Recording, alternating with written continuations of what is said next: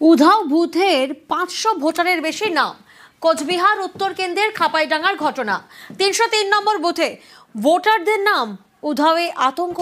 2002 তালিকায় নাম থাকার পরেও কিভাবে বাদ? 2002 তালিকায় নাম ছিল 717 জনের। প্রতিনিধি শুভঙ্কর এই মুহূর্তে আমাদের সঙ্গে রয়েছেন। শুভঙ্কর, তাহলে কমিশনের তরফ থেকে যে তালিকা প্রকাশ করা হয়েছে সেখানে কতজনের নাম রয়েছে? হ্যাঁ দেখো, তোমাকে জানিয়ে রাখি, এই যে ঘটনা সেটা হচ্ছে কোচবিহার উত্তর বিধানসভা কেন্দ্রের অন্তর্গত খাপাইডাঙ্গা গ্রাম পঞ্চায়েত। এটা কোচবিহার 2 ব্লকের ঘটনা, তার মধ্যে পড়েই খাপাইডাঙ্গা গ্রাম পঞ্চায়েত। এই যে 2002 সালের যে ভোটার লিস্ট রয়েছে, যে এর আগে যেটা এসআইআর হয়েছিল, কিন্তু বর্তমান যে ভোটার তালিকায় তাতে দেখা যাচ্ছে এই খাপাইডাঙ্গা গ্রাম পঞ্চায়েতের 303 নম্বর বুথে প্রায় 500 জনের মতো বাসিন্দার ভোটার তালিকায় নাম নেই। অর্থাৎ আগে থাকলেও কিন্তু বর্তমানে এখন শুধুমাত্র 140 জনের মতো নাম রয়েছে, 500 জনের মতো নাম নেই। এই যে এই বিরাট সংখ্যক ভোটারের নাম কোথায় গেল তারা খুঁজে পাচ্ছে না, সেই তাদের যে অংশ নম্বর ছিল সেই অংশ নম্বরে।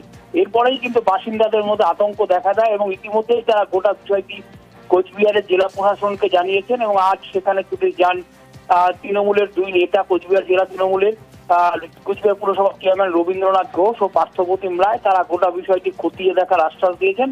পাশাপাশি এই 2 তৃণমূল নেতা কেন্দ্রের বিজেপি সরকার ও নির্বাচন কমিশনকে আক্রমণ করছেন।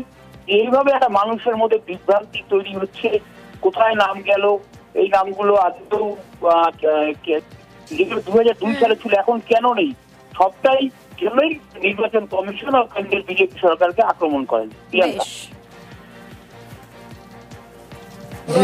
যে আপলোডটা দিচ্ছে এটা আমারও নাম নেই, পরিবারের নাম আছে আপনার কারো? পরিবারেরও নাম নেই এবং এই বুথের টোটাল তৎকালীন ছিল 722 জন, সেই জায়গায় এখন নাম পেয়েছি 140। এই এলাকার যে মানুষগুলো আছে সবাই আতঙ্কিত আছে। বিজেপি কমিশনকে সামনে রেখে মানুষের ভোটাধিকার কাটতে চাইছে, কোথাও একটা রাজনৈতিক ডিভিডেন্ড পেতে চাইছে। তারই একটা নগ্ন উদাহরণ হলো এই বুথটা, যে বুথে প্রায় বেশিরভাগ মানুষের নাম 2002 যাদের নাম ছিল তাদের নাম নেই। মানুষের উপর এই যে একটা হঠকারী সিদ্ধান্ত চাপিয়ে দেওয়া কিংবা মানুষকে আতঙ্কগ্রস্ত করে তোলা, এটা কখনো মেনে নেওয়া হবে না। এবং এই মানুষগুলো সকলে রাজবংশী, ভূমিপুত্র, এখানকার স্থানীয় মানুষ। আমরা চাই নির্বাচন কমিশন এই সমস্যার সুরাহা করুক।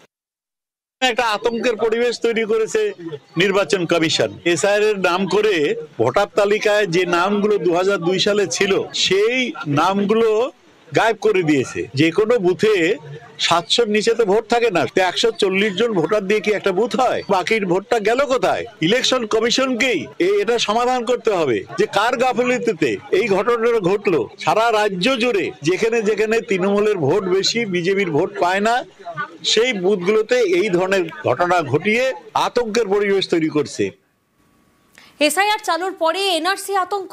অভিযোগ, এই ভয়েই আত্মঘাতী হন আগরপাড়ার প্রদীপ কর। দেহের পাশ থেকে মেলে সুইসাইড নোট, কিন্তু তাঁর ডান হাতে 4টে আঙুল কাটা। তাহলে তিনি লিখলেন কি করে? আর এই নিয়েই প্রশ্ন তুলছে বিজেপি। পাল্টা জবাব দিয়েছে তৃণমূল। উত্তর 24 পরগনার আগরপাড়ার বাসিন্দা প্রদীপ কর। অভিযোগ, মঙ্গলবার তিনি আত্মঘাতী হন। প্রতিবেশীদের দাবি, মঙ্গলবার থেকে এসআইআর চালুর পর থেকেই দুশ্চিন্তায় ছিলেন। এসআইআর কি, নাম বাদ গেলে কি হবে, এ নিয়ে প্রতিবেশীদের কাছে খোঁজ খবরও নিচ্ছিলেন। এরই মধ্যে মঙ্গলবার বাড়ি থেকে ঝুলন্ত দেহ উদ্ধার। তার দেহের পাশ থেকে মেলে ডায়েরি, যাকে সুইসাইড নোট হিসেবে দেখছে পুলিশ। সেখানে লেখা, আমার মৃত্যুর জন্য দায়ী এনআরসি। এ নিয়ে তো রাজ্য রাজনীতিতে শোরগোল পড়ে যায়। এরই মাঝে বিতর্ক তৈরি হয়েছে মৃতের ডান হাতের আঙুল নিয়ে। একটা মানুষের একটা ডান আঙুল না থাকলে, একটা ডান আঙুল না থাকলে যেটা হতে পারে একটা স্বাভাবিক বিষয়, সেটা বুঝে নিতে হয়। মানে ডান হাতের কোনো আঙুলই ছিল না, মানে অর্ধেক আঙুল ছিল না, হাত ছিল। খাওয়া দাওয়া কি ডান হাতে না বাঁ হাতে করতে পারলো নাকি? এ নিয়ে ময়দানে নেমে পড়েছে বিজেপি। তো পুরো সাজানো, সব লোক জানে। এখন 7ই ফেব্রুয়ারি পর্যন্ত গাছ থেকে পড়ে গেলে, বাজ পড়ে মারা গেলেও এইসব করবে। সম্পূর্ণ মিথ্যা, সাজানো। ওই হাতের অক্ষরও উনার নয়। এদের যদি জম থাকে ওই চিঠিটা সেন্ট্রাল ফরেন্সিক ল্যাবে পাঠানো। ও রাজ্য সরকারের ফরেন্সিক, এখানে কি হয় ফরেন্সিক জানে। সেন্ট্রাল ফরেন্সিক ল্যাবে হোক এবং হাইকোর্টের তত্ত্বাবধানে হোক। বলছি দাদা, একজন তাহলে দুধ কা দুধ পানি কা পানি হয়ে যাবে। প্রদীপ করকে দেখা যাচ্ছে তিনি রান্না করছেন, তার বাঁ হাতকে মূলত ব্যবহার করছেন খুন্তিটির জন্য, এবং একটা পিকনিকে, মানে বাড়ির ছোট্ট 4টে আলু নয়, ওটার মধ্যে অন্তত 40 পিস আলু আছে, এবং খুব সক্রিয়ভাবে রান্না করছেন।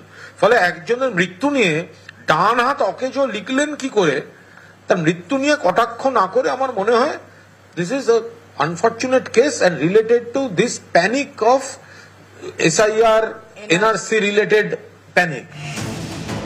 বৃহস্পতিবার খড়দা থানায় যায় প্রদীপ করের পরিবার। SIR NRC আতঙ্কে প্রদীপ আত্মহত্যা করেন বলে লিখিত অভিযোগ জানান, তদন্তের দাবি করেন। এই ইস্যুতে পথে নেমে পড়েছে তৃণমূল। জাস্টিস ফর প্রদীপ কর এই স্লোগান তুলে বৃহস্পতিবার আগরপাড়ায় মিছিল করে তৃণমূল।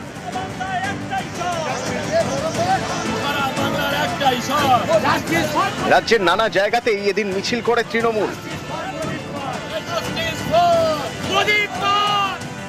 পথে নামছে বিজেপিও। আগামী মঙ্গলবার পানিহাটিতে মিছিল করবেন বলে জানিয়েছেন Suvendu Adhikari. News 18 Bangla.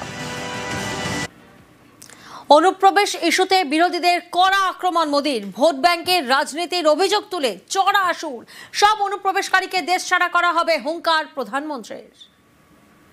Vote bank की राजनीति के लिए राष्ट्र की सुरक्षा को जानबूझकर खतरे में डाला गया। जब हम इस विषय को गंभीरता से उठा रहे हैं तो कुछ लोग देश हित से ज्यादा अपने स्वार्थ को ऊपर रख रहे हैं। ये लोग घुसपैठियों को अधिकार दिलाने के लिए राजनीतिक लड़ाई लड़ रहे हैं। इनको लगता है कि देश एक बार टूट गया, आगे भी टूटता रहे। हम भारत में रह रहे हर घुसपैठिए को बाहर निकाल करके ही रहेंगे। একতা দিবসের মঞ্চ থেকে কংগ্রেসকে নিশানা মোদীর। সর্দার বল্লভভাই প্যাটেল থেকে আম্বেদকর ও নেতাজির প্রসঙ্গ তুলে কড়া আক্রমণ। आजादी के बाद जिन लोगों को देश ने दायित्व सौंपा, उन्हीं लोगों ने वी द पीपल की स्पिरिट की हत्या करने का प्रयास किया। उन्होंने अपनी सोच और विचारधारा से अलग हर व्यक्ति और संगठन का तिरस्कार किया। देश में राजनैतिक छुआछूत को एक कल्चर बना दिया गया था।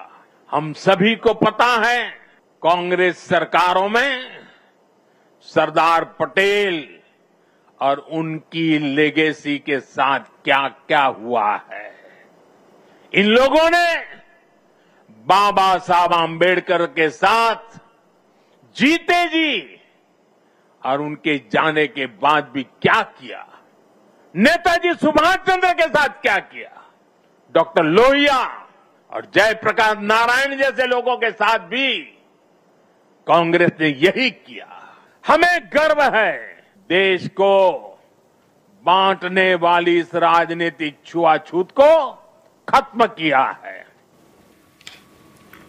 কংগ্রেসের বিরুদ্ধে মিথ্যাচার, ইতিহাস মুছে ফেলার চেষ্টা নরেন্দ্র মোদীর। পাল্টা তো মল্লিকার্জুন খাড়গে। 1964 में RSS और जमात इस्लामी से सरकारी कर्मचारियों के जुड़ाव पर रोक लगा वल्लभ भाई पटेल के जमाने में ही लग गई। कांग्रेस को हर बात के लिए दोष देते हैं, लेकिन आपके करतूत क्या है वो आप देख लीजिए। आपको कुर्सी मिली इसीलिए पूरा इतिहास को मिटाने का कोशिश मत करो। ये हमेशा पंडित जवाहरलाल नेहरू जी और वल्लभ भाई पटेल को झगड़ा लगाने की कोशिश करते। नेहरू जी ने खुद यह कहा है, भारत की एकता का शिल्पी, और पटेल जी ने नेहरू को कहा देश के आदर्श और जनता के नेता। পরিবারতন্ত্র থেকে সন্ত্রাসবাদ, একের পর এক ইস্যুতে কংগ্রেসকে নিশানা মোদীর। কাশ্মীরের প্রসঙ্গ টেনেও হাত শিবিরকে তোপ। सरदार साहब ने देश की संप्रभुता को सबसे ऊपर रखा, लेकिन दुर्भाग्य से सरदार साहब के निधन के बाद के वर्षों में देश की संप्रभुता को लेकर तब की सरकारों में उतनी गंभीरता नहीं रही। सरदार साहब की नीतियों पर चलने की जगह रीढ़ विहीन रवैये को चुना। जैसे उन्होंने बाकी रियासतों का विलय किया, वैसे ही पूरे कश्मीर का विलय हो। लेकिन नेहरू जी ने उनकी वो इच्छा पूरी नहीं होने दी। कश्मीर को अलग संविधान और अलग निशान से बांट दिया गया। कांग्रेस की लचर नीतियों के कारण कश्मीर का एक हिस्सा के अवैध कब्जे में चला गया। पाकिस्तान ने आतंकवाद को हवा दी। कांग्रेस हमेशा आतंकवाद के आगे नतमस्तक रही। आज कश्मीर आर्टिकल 370 की जंजीरों को तोड़कर पूरी तरह मुख्य धारा से जुड़ चुका है। आज पाकिस्तान और आतंक के आकाओं को भी पता चला है कि भारत की असली ताकत क्या है। ऑपरेशन सिंदूर में पूरी दुनिया ने देखा है, आज अगर कोई भारत पर आंख उठाता है तो भारत घर में घुसकर मारता है। हर बार भारत का जवाब पहले से बड़ा होता है, पहले से ज्यादा निर्णायक होता है। ये भारत के दुश्मनों के लिए एक संदेश भी है। ये लौह पुरुष सरदार पटेल का भारत है।